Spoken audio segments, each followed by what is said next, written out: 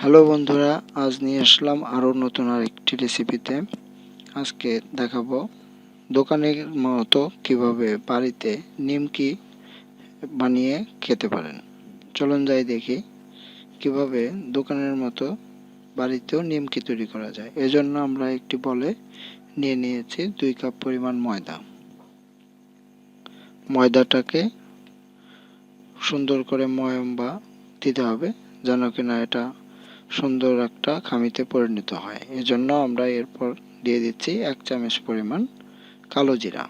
এতে সুঘ্রাণ এবং স্বাদও বাড়বে। এরপর দিয়ে দিচ্ছি পরিমাণ মতো লবণ এবং এর সাথে দিয়ে দিচ্ছি 1 চামচ পরিমাণ চিনি, যেটাকে আমাদের খামিটাকে অনেক সফট করবে।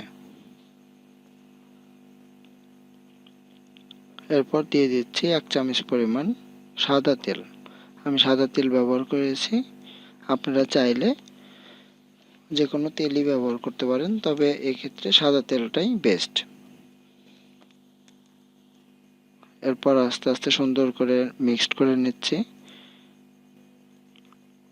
অল্প অল্প পানি দিয়ে এটাকে সুন্দর একটা রো তৈরি করে নিতে হবে যেন কিনা নরম বা বেশি শক্ত না হয়ে যায়। তবে শক্তর পরিমাণটা হবে এরকম যেন কিনা নর্মাল রুটির যে খামিগুলো করতে হয় তার চেয়ে একটু শক্ত টাইপের হবে। আপনাদেরকে আমি খামিটা দেখিয়ে দিচ্ছি যে এরকম টাইপের হবে হাতে নিলে, যেন কিনা একদম নরম না হয়, একদম শক্ত না হয়। আমাদের খামি করাটা কিন্তু হয়ে গেছে। এ পর্যায়ে আমি এই খামিটা ছোট ছোট বল করে নিচ্ছি। বল করা হয়ে গেলে এই বলগুলোকে আমরা তেল ছাড়া শুধু আগলা ময়দা দিয়ে এটাকে সুন্দর করে মাখিয়ে নিয়ে তারপরে রুটির মতো বেলতে হবে। এরকম সাইজের বেলতে হবে যেন একদম পাতলা হয়। রুটির মতো পাতলা হওয়া যাবে না, রুটির চেয়েও পাতলা, একদম যতখানি পাতল করা সম্ভব হয়। আমাদের পাতলা করা হয়ে গেছে, দেখুন রুটিটা। এরপর আমরা এটাকে 3টা ভাঁজ দেব। ভাঁজটা আপনারা মনোযোগ দিয়ে দেখুন, এরকম একটা, এরপরে এই পাশে একটা। ভাঁজটা হয়ে গেলে আমি একটা দেখিয়েছি, আমি অনেকগুলো করেছি। এরপর দেখুন আমাদের সবগুলো নিমকি কিন্তু তৈরি করা হয়ে গেছে।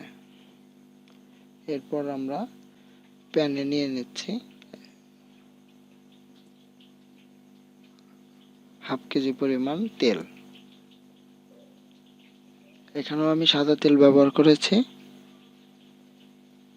তেলটা একটু গরম হয়ে আসলেই আমি আমার নিমকিগুলোকে ছেড়ে দেব।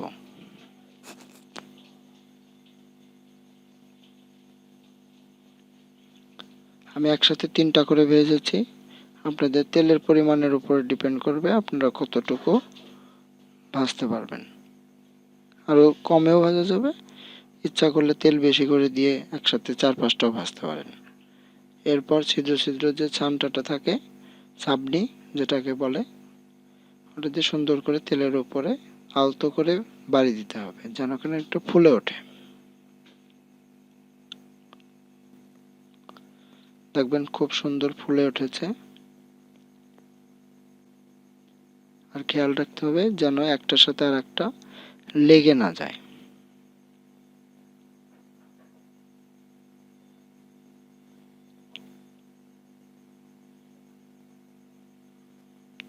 তিন থেকে 5 মিনিট ভাজা হয়ে গেলে দেখবেন এটাকে ব্রাউন কালার হয়ে গেছে।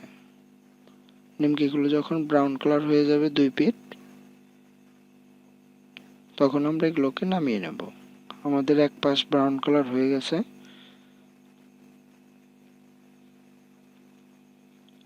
আমরা উল্টিয়ে দিচ্ছি। এরপর আর এক পিঠ ব্রাউন কালার হয়ে গেলেই কিন্তু আমরা নামিয়ে নেব।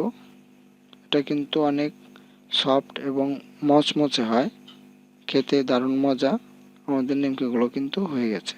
আপনারা এমনিও খেতে পারেন, আবার মিষ্টির সাথেও খেতে পারেন। ধন্যবাদ সবাইকে আমাদের ভিডিওটি দেখার জন্য। যারা সাবস্ক্রাইব করেছেন তাদেরকে অসংখ্য ধন্যবাদ। যারা এখনও করেননি প্লিজ আমাদের চ্যানেলটিকে সাবস্ক্রাইব করে নিন। আবারও দেখা হবে আরও নতুন একটি রেসিপিতে। ধন্যবাদ সবাইকে।